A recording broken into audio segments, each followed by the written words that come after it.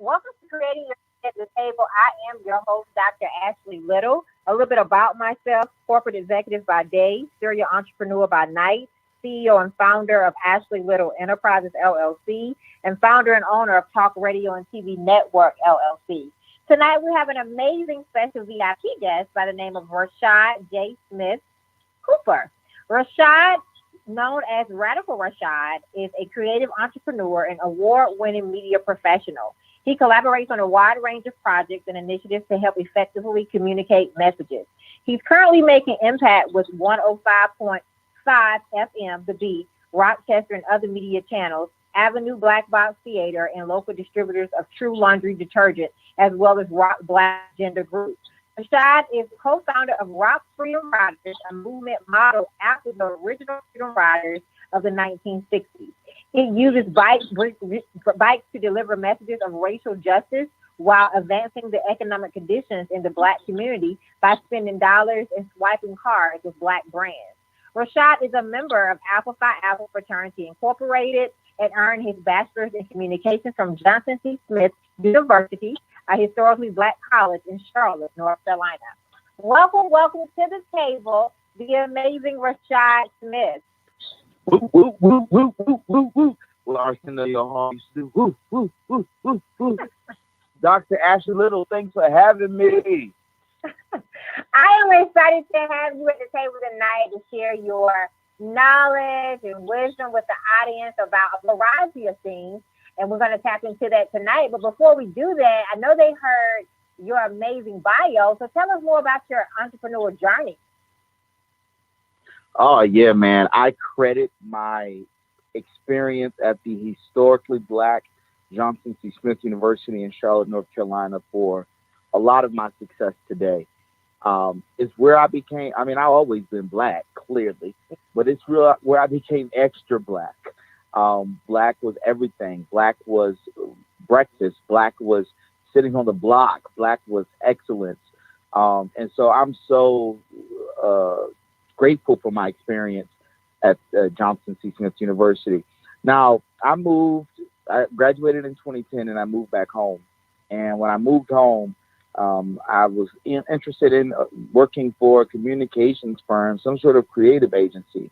And I remember applying to all of these agencies and going in and submitting resumes. And then there was this one creative agency that allowed me to interview 5 or 6 times until they realized that I was actually a decent candidate for what I like to call the Black Project. That was that project where I thought that the predominantly white staffed creative firm didn't have any Black faces to sit in those neighborhoods. And so voila, Radical Rashad was probably the perfect candidate.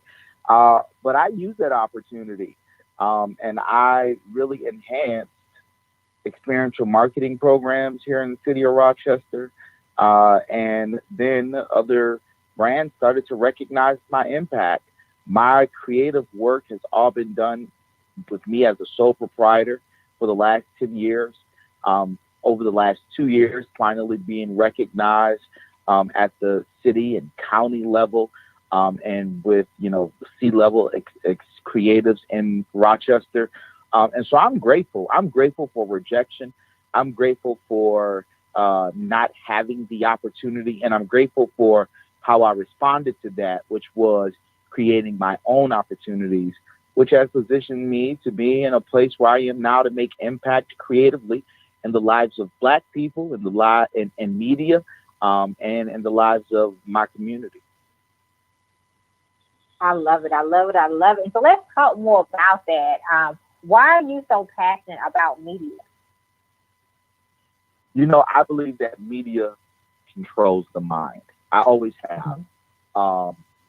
When I went into college, I knew that I didn't want to work, I guess what I called at the time a regular job. I wanted to always be working somewhere where the environment changed by the second. And that just for me happens to be media. I am a publicist and I love shaping, packaging, pitching Black stories because I do believe, and research shows, that people are portrayed and perceived in a negative way in news media. And so I like to help change that narrative. Not a lot of black men, particularly. There are black women who are publicists, a whole lot of them, and there are black men that are publicists. But you see mostly white women in the field. And so I'm just glad to be able to make an impact to actually shape news, to shape what it could look like, to pitch these stories. My interest comes because I think that what we see on TV can control our destiny. The news that we hear, that can control the dreams of the black boy or the black girl that sit in their neighborhood looking for someone who is in the field of maybe accounting or public relations or fashion designing, and they don't find that in their communities.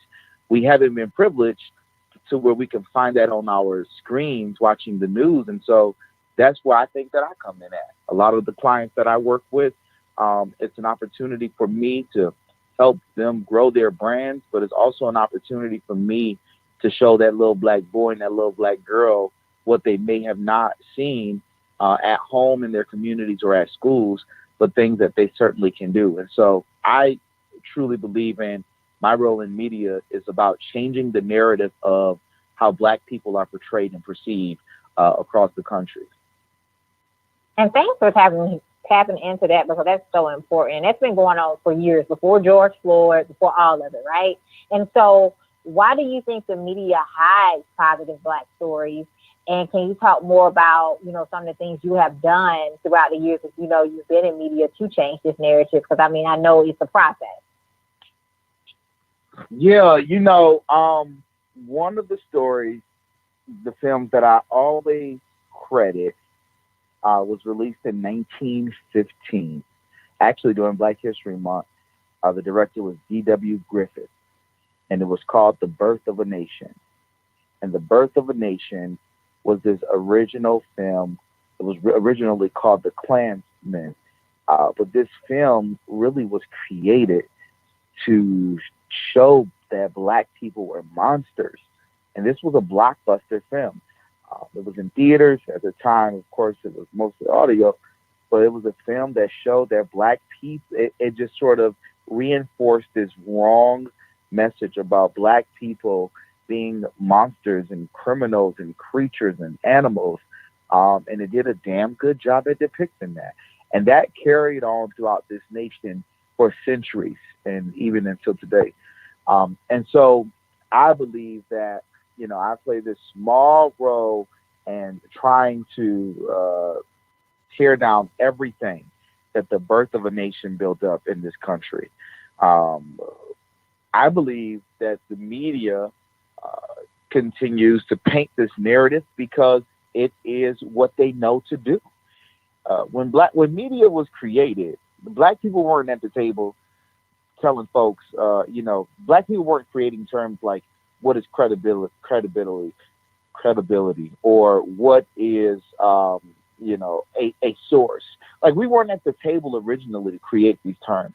I tell black journalists, black producers, people in black media now that we have to be willing to take a risk to redefine news and media, to redefine what it is that we will put on TV if it is going to reflect our people in whatever way. We got to be able to take that risk and say, this is not the average way of doing news, but hell, my people didn't create the average way. That's a conversation that is long and involved. It's an in-depth discussion. But I do believe that we have to take risks, and my journalists and producers and whoever else making decisions to impact news, we got to be willing to take those risks. But the answer to the question, I think, is just something that news media is used to. Not even in news media. You think, Dr. Ashley, about advertising and marketing and the images that we see, or the voices even that we hear on radio. Probably not hip hop radio, right? But right. Any pop station, you're not hearing a voice likely that sounds like mine. But there's so many injustices. There's so much equity that is needed across the media and entertainment spectrum. Let's look at, for example, Dr. Ashley, stock image photography. I'm currently doing a project on this too. So when you Google man drinking coffee, Dr. Ashley, what might you get? Of course, Caucasian white male with coffee. Yes. Drinking coffee, right? Mm-hmm. When you Google search uh, people in boardroom, what might you get? White male, white female. Yeah, Mostly white male. and very rarely you might get a black girl up in the corner, who probably look like she's an assistant. Right. But Right. anyway, there is inequities even that exist in stock image photography, and all of us who are uh, either graphic designers or Canva graphic designers, we know this when we try to search for those images to put on our marketing material, those free images. But we don't have much success because the World Wide Web is cluttered with images that don't look like people who are look like you and me. And so I'm working on an equity and stock image photography project that addresses this, where the ask is for community organizations, foundations to fund people who are black or BIPOC to capture the images that we need in our communities to market products, to market services. What we hope to do with that is to employ black photographers who lost work because of the pandemic. But in all, what that will do is that it will provide thousands and thousands of photographs for the World Wide Web for people to be able to use in this community and across the country as we think about every piece of what it means to address equity in America. Wow. I love that. I love that. And you said you just started working on this project? Yeah, I just started it. It is in is right now. Basically, we're looking for funding, but Wow. it's a collaborative effort with several local to Rochester organizations Mhm. pushing this work. But I'm hoping to make international noise about this, and those things are in the work right now. Part of it is being sitting at the table with Dr. Little. I love it. I love it. I love that you're doing that because that's part of changing the narrative, right? Doing things that are uncomfortable, right? That are out the norm and taking those risks and going against the stereotypes, the status quo. That's what it's about. So I commend you for doing that. Thank you. Yeah, it's I'm always out here riding around and getting it for the people, man. It's so often that I work so hard for my people, my community, that I oftentimes forget to put myself first. And I've just been really on this self-care journey and trying to Hmm. get that right. But I love black people so damn bad, man. I'll be putting black people before my black self. I love it. I love it. But yes, taking care of you is first as well, right? Because you can't pour into nobody else if you're not healthy, right? Boom. And so, speaking of the black community, I want to dig deeper. Why is it important for us to invest back into the black community? And a lot of people miss that part because, yeah, we got black owned businesses, yeah, but a lot of times, and I know you've seen this, black owned does not invest back into black owned, right? And or they Mm, want it cheap or they don't want to pay. So let's talk about mm, why it's important for us to invest back into us so we can continue to build the generational wealth. That's the only way we're going to be able to recreate and to build Black Wall Street back. We have to invest back into our own. that's such a loaded question because I think that so many of us we think that when we talk about investing in black communities, investing in black businesses, products, services, it's just about a cash transaction, and it is totally not. The investment also means the feedback that I can give my black brother, my black sister, who is the owner of this product or a service provider. Um, I think I'm in the field of public relations, so customer service is critically important to me. And there are times where, as Black people, we have to be open and willing to take the criticism and the feedback from our people about how we are treated when we patronize Black. because I think that makes us better. I only say that because it relates to this conversation that I was having this morning, simply about um, the love hate relationship of supporting black, and that's deep, right? I don't even want to. I want That's something that I would have to go into really deeply. So I don't even want to say that because I don't want nobody to think that I'm one of those brothers who like, oh, we could support black, but my black people got to get it together. No, that's not what I'm saying in totality. However, I think when we talk about investment, we talk about how do I invest more than my money? How do I invest other resources? How do I spread the word? And in order to do that, there are a couple of things that we got to make sure black products and black services are providing. Now, with that being said, I totally believe that any work that do, we must look through the lens of the Nguzu Saba, which is commonly known as the seven principles, or the seven principles both celebrated during Kwanzaa. And you mentioned the Black Agenda Group, an organization, one of my clients that I'm working with, um, and getting the organization branded, getting the organization in news for their initiatives. They released this declaration called "Racism is a Public Health Crisis," and there are hundreds of institutions in the region, in the upstate New York region, who have signed on to say racism is a public health crisis. And basically, what they mean by that is that racism has impacted the lives of black people for so long that we just have been disadvantaged, and because of that, it impacts us mentally, spiritually, emotionally. It impacts our health and so on. And so there's a real declaration, not only in Rochester but across the country, being signed, that racism is a public health crisis. Because once it's declared a health crisis, then there's money that needs to be applied. But this client looks through the lens of the Nguzu Saba, right? And for me, it's really important to talk about what exactly does that mean. It's the same work that we do through my work at Rock Freedom Riders, but it's so important that we understand. So, you have like Umoja, which represents unity, Kujiakalea, self-determination, Ujima, collective work and responsibility, which is probably my favorite principle, Ujama, cooperative economics, Nia, purpose, Kuumba, creativity, Imani, faith, right? Looking through the lens of these principles created by Dr. Mulana Karinga is critically important, I think, for anything that we do. And if we want to overcome excuse me, Dr. Little, the millions of disabilities that that has been placed upon us, then we have to work in unison. And doing that through the Nguzu Saba is certainly a way to get it done.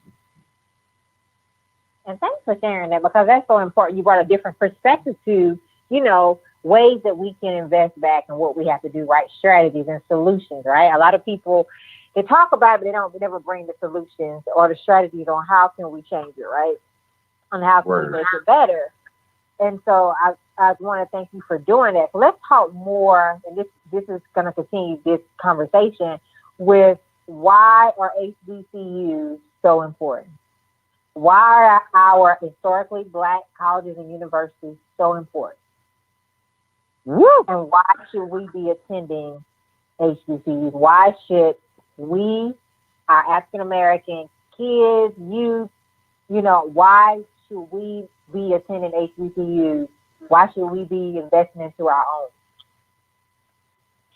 Let me tell you, one of my favorite things to talk about is the HBCU experience.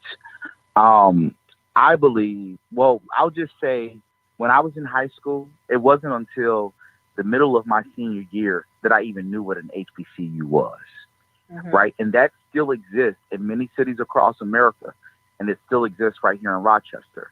But it's certainly about your upbringing. It's certainly about those who are connected to historically Black colleges. It's also about the teachers that you may have in your classrooms. Unfortunately for me, most of my teachers at the public school level were white women. It wasn't until high school where I really began to have black teachers, at least around me, who were able to teach me at some point about the historically black college. Um, Necessary. Clearly, the historical context, the fact that black folk were not welcome, were not invited, could not be educated around white people. And historically black colleges were created because of this reason and many others. However, there's so many things that I think that the HBCU must improve in order to keep us all on track. So number one is looking through the English Saba to do the work.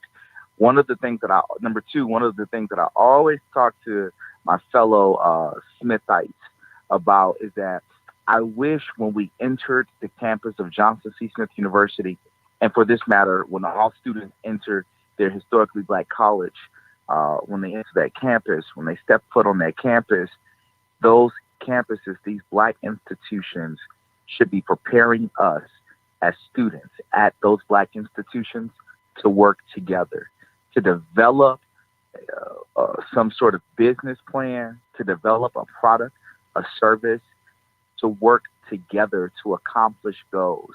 I think about this idea of if all HBCU graduates left their respective graduation year, Dr. Little, if they left off that campus that year, let's say on average, a small college, my college, we probably had about, 600, 700 graduates.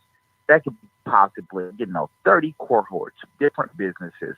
If we all left out of Johnson C. Smith University with this mindset, with this thinking, with this business plan, with this network already established, and went into business, how powerful would that be every single year for the last 100 plus years? You know what? I think powerful. Go ahead. You know what I mean? I think about that. I think that is a key way. People always say, like, you're going to be in politics because I'm, like, so involved in the community. And nah, I don't want to necessarily be in politics. But if we want to go, like, political level, I might be the president of a historically black college. And when I do become, that's my dream, too, by the way. But when I do become that president of the historically black college, that will be my motto. Students who enter, no matter what your major is, we're going to figure out how do we determine if this is something we should be doing.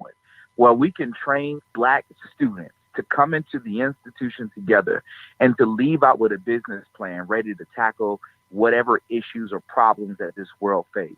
We would be a lot more further than where we are now. I'm not discrediting the HBCU because, again, going back to my original statement, everything that I learned, all of my experiences, I credit those things to what happened on that campus. But I just think about, all right, let's do more. How do we do more? And I think that there's room for us to make major impact if we rethink the way we did black education. And I definitely agree with that. Also, and I know you were talking about how, you really didn't hear about HBCU until later. And so we still got a whole lot more work to do, because how do we get into those communities that don't even speak about an HBCU, right? And they have no, our kids have no choice but to pick a PWI. What are your thoughts? It's still a work in progress, getting into the communities or the schools that don't even bring it up. Ooh, yeah, that's well. First off, you're so right, and it's so complex. First and foremost, public schools who already face the problem of not having enough black and brown teachers, and particularly men who are black in their schools, they need to do a better job at recruiting at historically black colleges and universities. Mm-hmm. I spent 9 years as a substitute teacher in the Rochester City School District. And I was just so annoyed at this thought that there was not enough effort going into recruiting black teachers directly from historically black colleges. And that exists. That still happens. And so it's a responsibility in our community for those of us who are in the community, whether involved or not, contacting those school boards and making those issues be known. But what else can we do, right? Like, as a substitute teacher, I did so much. I was also a classroom teacher several years. I certainly made it very clear what my stance was about any of my students asking to go to college. I certainly was like, yeah, you need to be going to a HBCU. I mean, I didn't just make that the only option because unfortunately that's Right. not how it rolls for all of our students. But I am going to first advocate that you think about what it means to go to a black college. So, as educators and as community leaders, we got to continue to have those discussions, but also being creative. How do we, at HBCU grads across the land, whether you are in accounting or marketing, how do we use our skills to always big up the HBCU, to always put it at the forefront or somewhere on the line of the work that we do, to make an impact in our own communities, where we live and the surrounding neighborhoods? What do we do to shine that light on HBCUs? And so I think that's something that we all have to think about. I know my role in that, right?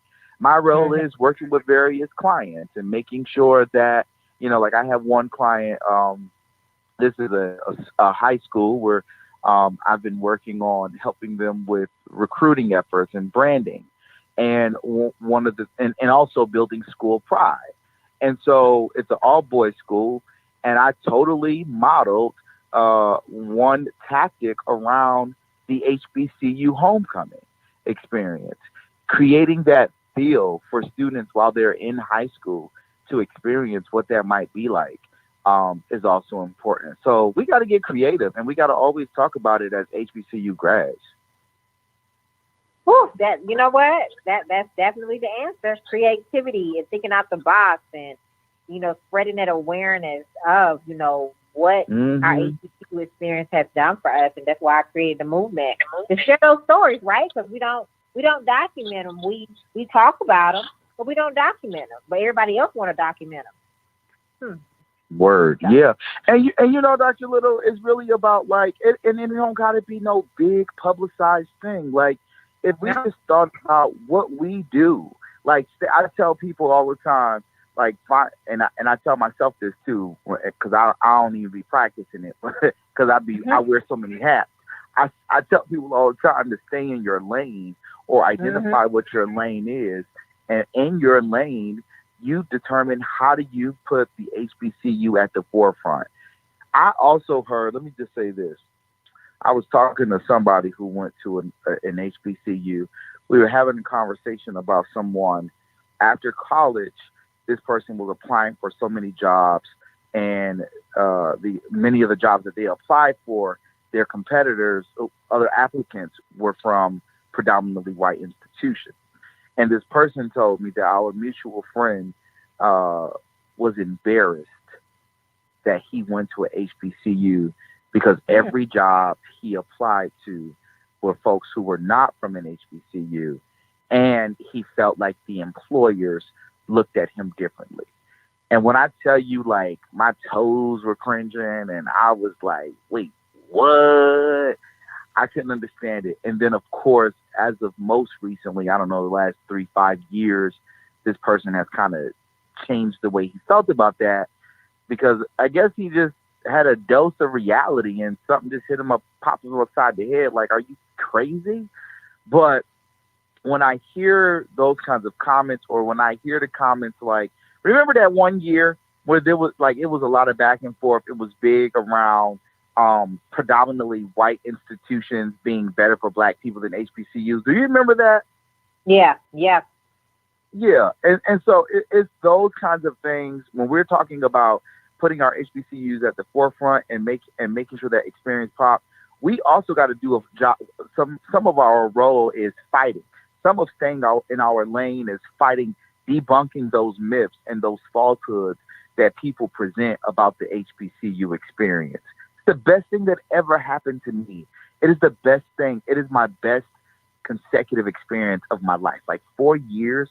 I want to do it all over again so bad, Dr. Little. Like, all over again. I got an idea about doing it all over again too. I told somebody this the other day. I spoke at a Jack and Jill event on Saturday to some kids in the West Coast. Because the West Coast, they don't know, they heard of us, A&T, jumping, free slip, and everything, but they only know what they see on the West Coast, right? And so Mm-hmm. I said the exact thing you just said. I wish I could do it again. I would do it over again. Like, go enjoy your time and at your HBCU, because those times are going to fly by. And I said the exact same thing that you just said to those kids. Straight up, I'm a brother of Alpha Phi Alpha Fraternity Incorporated, and we have this saying where we say college days swiftly pass.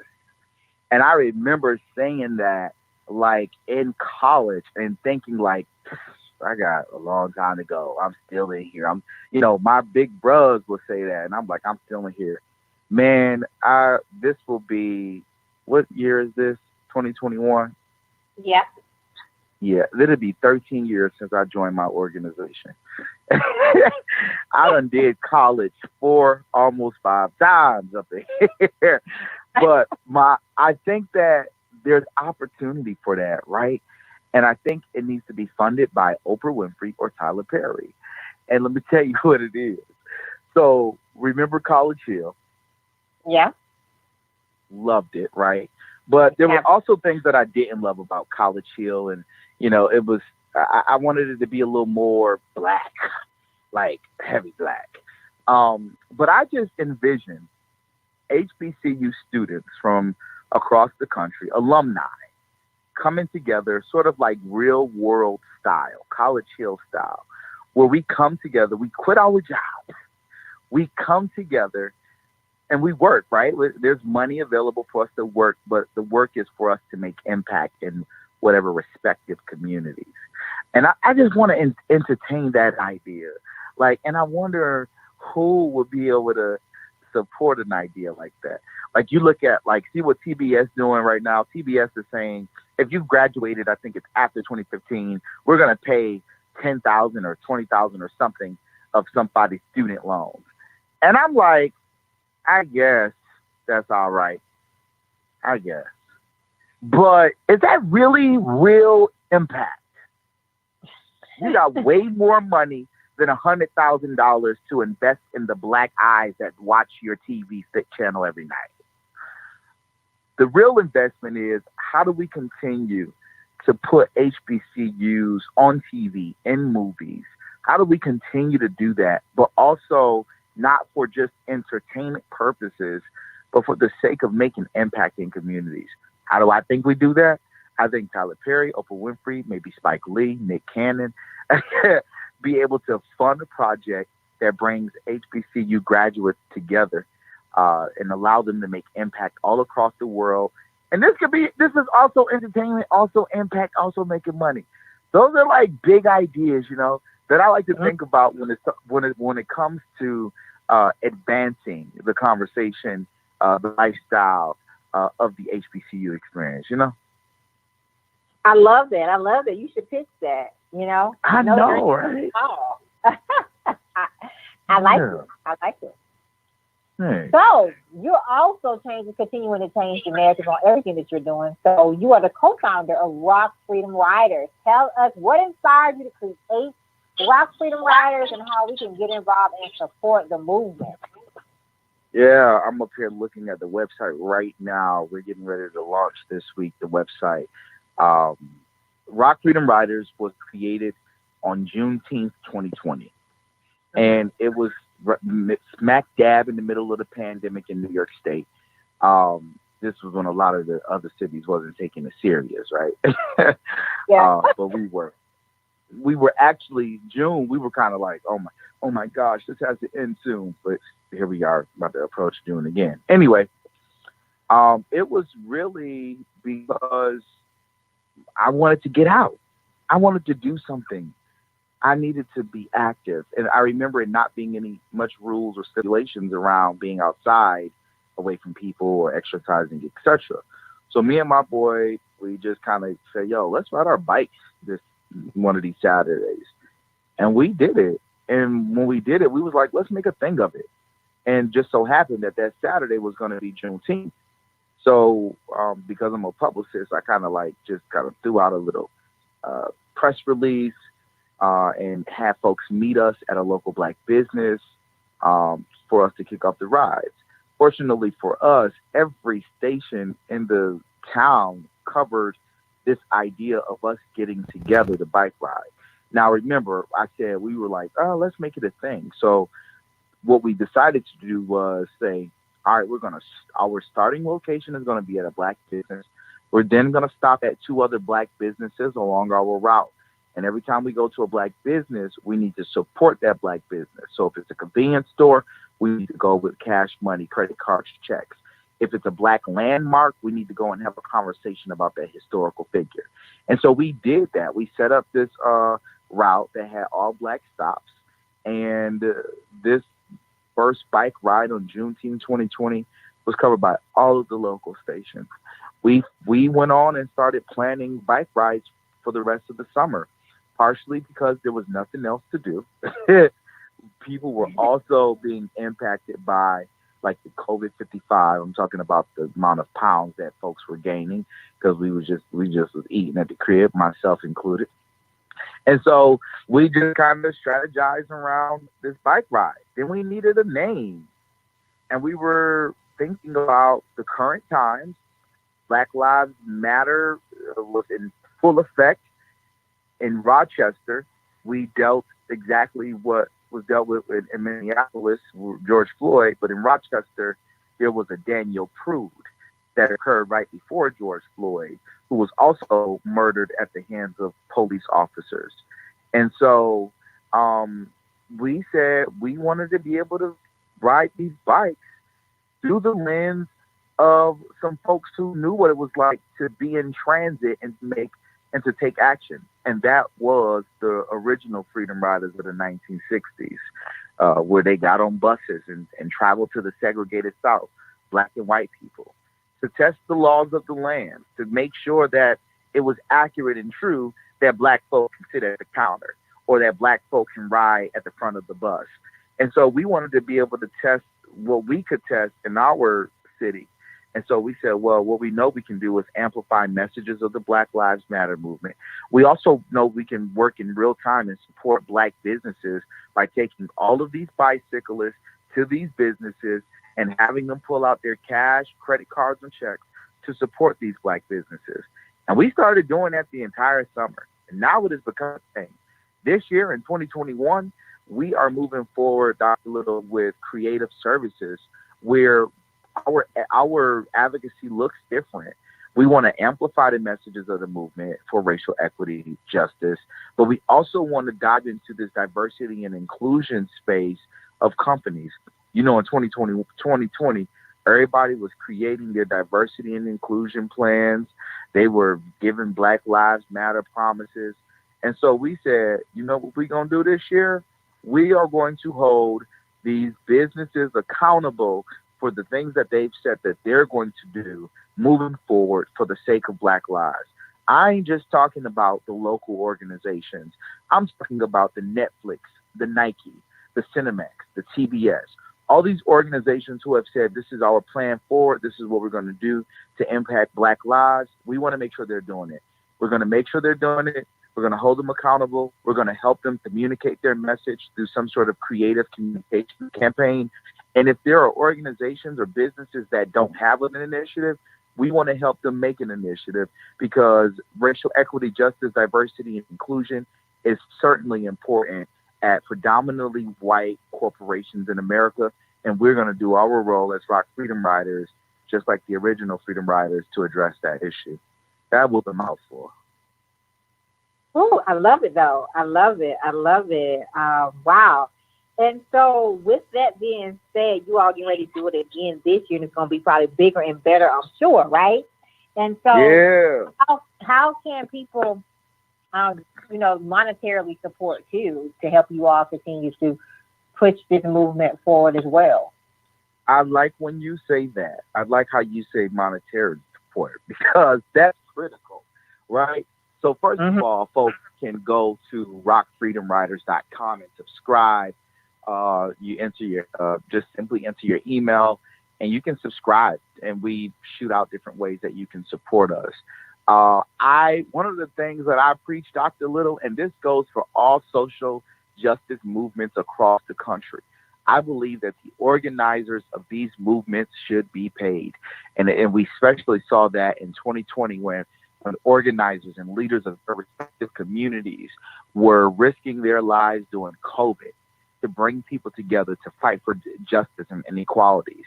So I think that there should be a cost associated with their work. That is true work. That is work of a project manager, a program manager, an event coordinator. That is work of, a tourist agency. Like, that is hard work. And I think that Black people who are organizing across this country should be fundraising for themselves to be paid. It's what we're doing at Rock Freedom Riders with no shame. And we also said, well, we need to also be able to provide services for people. So what can we do? How can we use our current talents to provide the services to check these people? So we're also saying, well, yeah, we'll also work for the money and equity. There's money to be made here. And that's not why we're doing it, of course. We're doing it because of when we wake up in the morning and our skin is Black and we walk out the house, we know that, we turn the corner, go up the street, around the block to the corner store, we can be presented with an issue if we have some negative engagement with law enforcement. That's why we do it. But we also say, if we're going to do this, and this requires full-time commitment, how do we leverage opportunities to make money by providing services for this work? That's what we're doing. So I preach. I'm not a preacher, but my when I'm always out in the community riding for justice and equity, I'm always talking about how Black organizers need to be paid for their commitment to equity. They need to be paid by corporations, and they need to be paid, quite frankly, by white people for our commitment to this movement. That is, of course, for those who call themselves our allies in this movement, and understanding what we jeopardize every day for what is only right. I love it. I love it. So make sure you all go follow Rashad and make sure you all support Rock Freedom Riders. Go support today. A direct way to do that is to simply Cash App a brother. Radical ENT on Cash App. $ Radical ENT. Since we started this organization, Dr. Little, we've used our personal money to develop the things that we need to boost our messaging. We've given our personal resources and time to do that. Hundreds and thousands of dollars today, and that is because we're passionate about it and we want to make impact, and we are trying to position ourselves. So sending the brother seed money, hey, brother, keep it going. Sending the brother lunch money, hey, brother, keep it going. Those things matter to people who are doing this work. Absolutely. Absolutely. So definitely go Cash App him now. So thank you for making it really easy for them. So definitely go Cash App him now. And before, I want to ask this question, because this question is relevant to the show as well. What is the state of the Black man in America?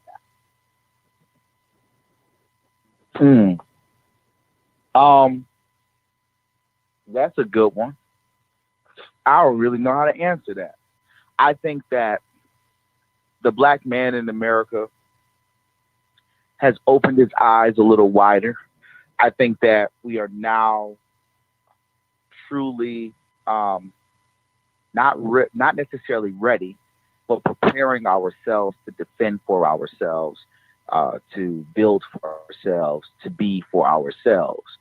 And I think that alone is complete progress for, I guess, the plight of Black men in America. I believe that we're on the right track. I think that we now recognize more of what it means to work together, that collective responsibility. I believe that we understand that we can't, I always tell people, when Black people were enslaved, all we had was each other. That was it. And I feel like for so many of the things that we've experienced over the last 5 years, and particularly over the last year, I think that Black people, Black men in America are grasping that reality much more and saying, all we got is each other. And doing working in a way to say, because we only got each other, we need to fend for each other. And that's what I don't know. I think that's where we are now as black men in America, but as black people in America. We know our realities, we know our gifts, our talents, our skills, and we know the dangers that we face every day. We have to work together to address them. And I think that is where we are right now as a people. Amazing answer, and thanks for elaborating on that because I always want to ask that question because everybody's responses are different, but it's always progress to the answer to that, right? So thanks for answering that with a very in-depth response on that. Yeah, that was a good one. Thanks for asking. You are welcome. So I know that you created multiple tables for yourself and for others. So how did you create your seats at the table? Woo! It goes back to that conversation that I originally had. I created my seat at the table because opportunity was not there for me. And I said, if opportunity won't make itself available, I'm going to build his ass. And so that's exactly what I did. I was not fortunate to get my dream job after college, after applying to several creative agencies. And so I said, well, let me do a little Google. Let me do a little YouTube. What are they doing at these creative agencies? And how will I duplicate it as a sole proprietor? I can work for my damn self. And so that's what I did for 10 years consistently and continuing to do that. It's just that, they say hard work really does pay off. It does. Because people have recognized my drive, my energy, my skill, my ability, my talent to just simply make shit happen, honestly. And so I appreciate that, and it's showing off right now. I simply created my seat at the table by the idea of rejection and bouncing back after rejection, not making it excuse because there was none that I could be a part of none. Nah, if it ain't none, you can still be a part of it. It could be your very own. You create it for yourself. And that's what I did as a publicist, as a project manager, even as an educator in this city. I've created myself a seat for myself at the table. And what did that do? People started to recognize that. And so more opportunities came because I didn't let systems that we deal with every day in America that is not designed for black or brown people. I didn't let those systems impact my success.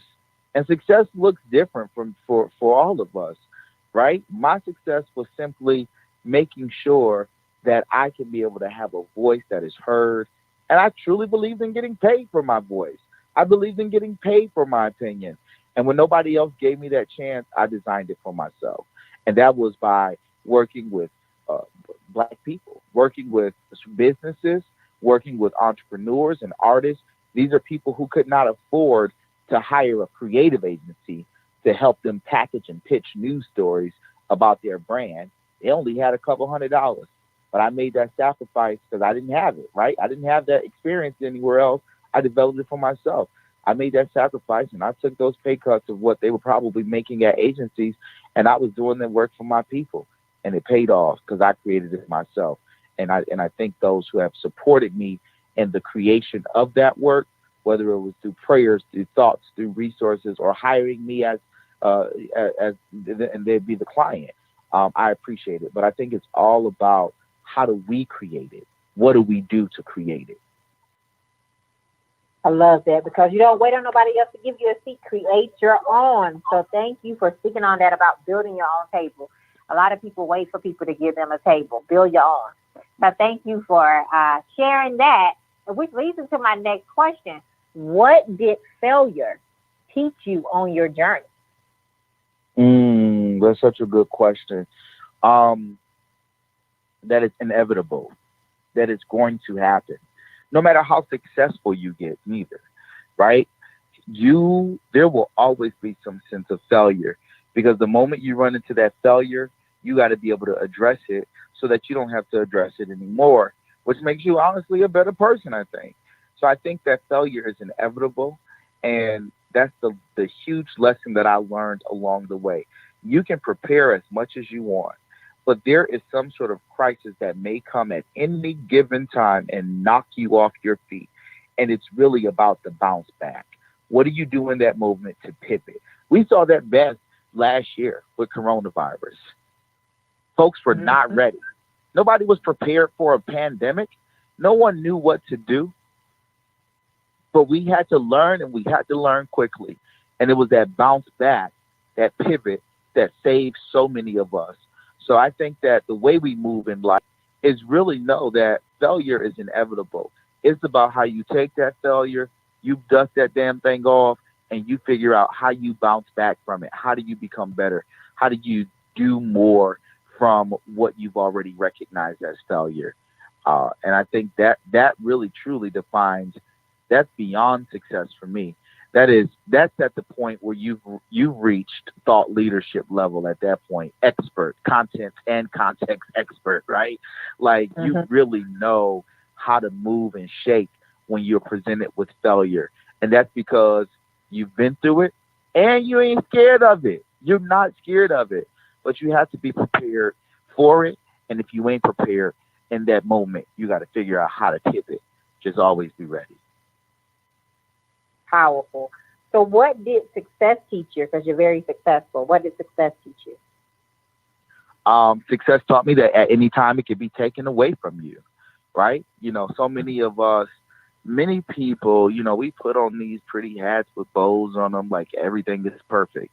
As an entrepreneur, ain't perfect, okay? Like, there are so many times where you can literally go, you can have a solid straight 6 months where you can feel like you balling and you saving and you going and you doing and you dancing. And then the next 3 months, you could be presented with absolutely no clients, no work, and you could really be struggling.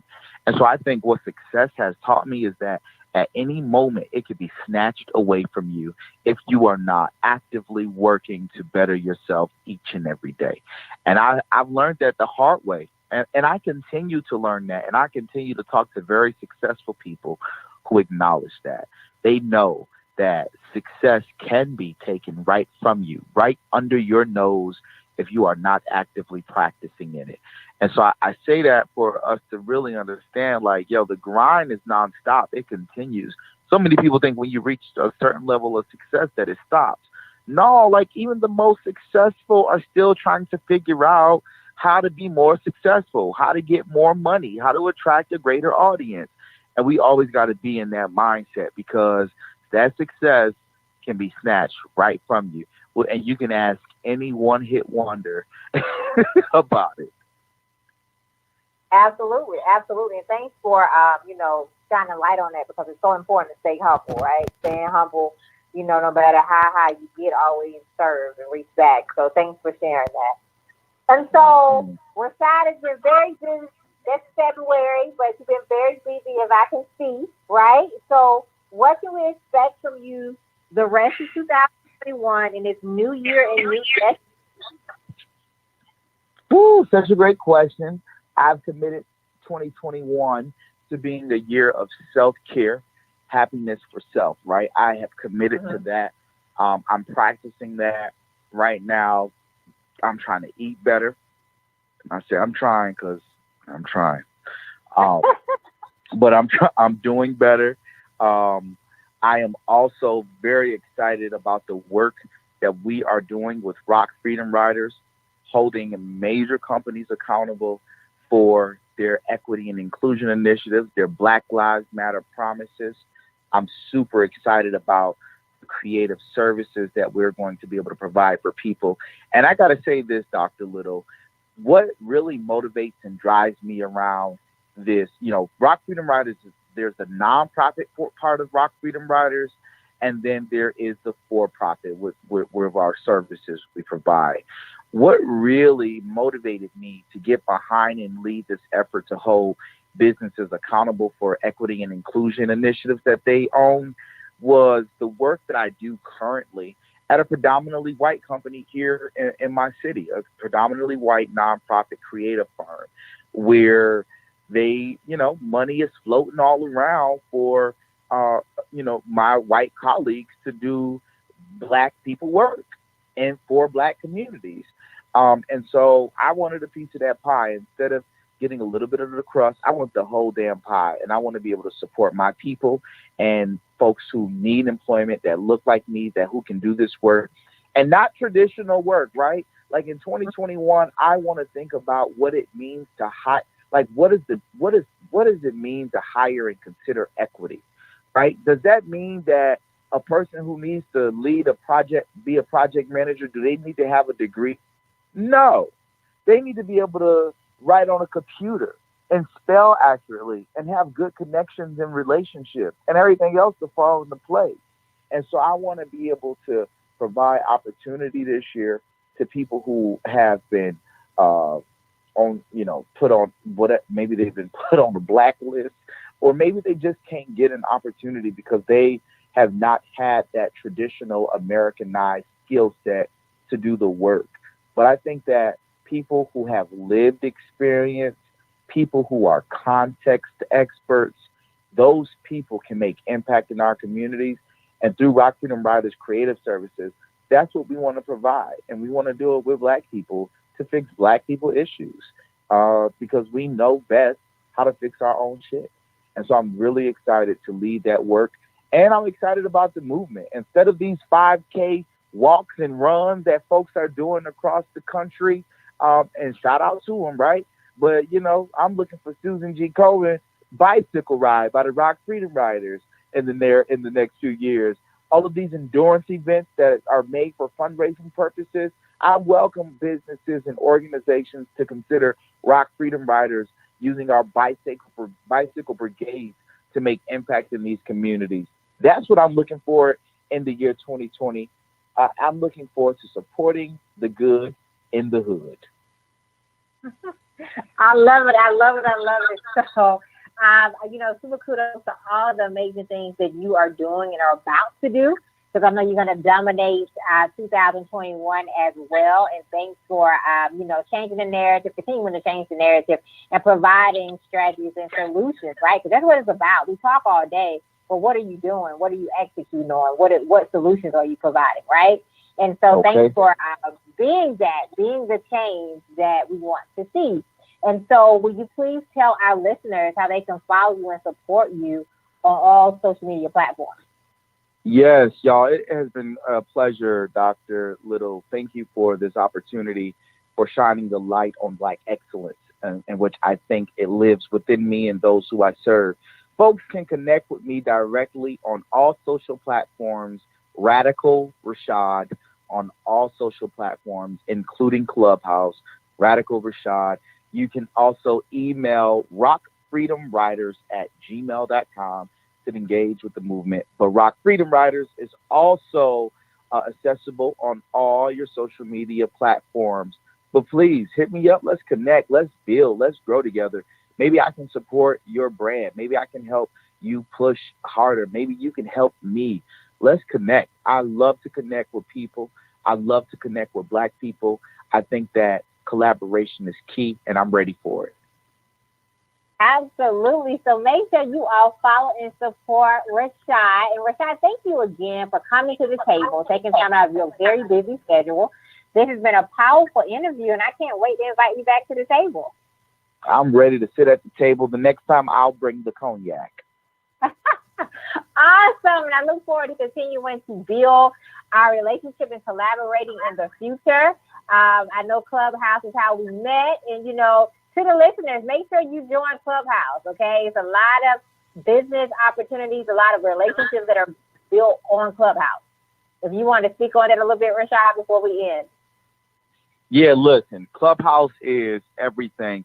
I tell people that it's not a Black app, but it certainly feels like it. And I tell people I haven't experienced Black excellence in real time since graduating from my historically Black college. It feels like that. That's what Clubhouse feels like, an audio version of it. But what I really love about it, because I am a true networker, what I really love about it is this opportunity to meet people across this country and across the globe. It is probably the best thing. I'm not going to say since sliced bread, but pretty close. Clubhouse is it. It is the place to connect for real. Yes. So make sure you all follow and connect with Rashad on Clubhouse and connect with myself as well. And so I would like to give a special thanks to my intern, Sarah, from Tennessee State University, who is now a Tennessee State University alumni. I would also like to give a special thanks to my intern, Vontaria, who is currently a student at Winston-Salem State University. You all may follow me on Facebook at Dr. Ashley Little and on Instagram at _Ashley A. Little. Thank you.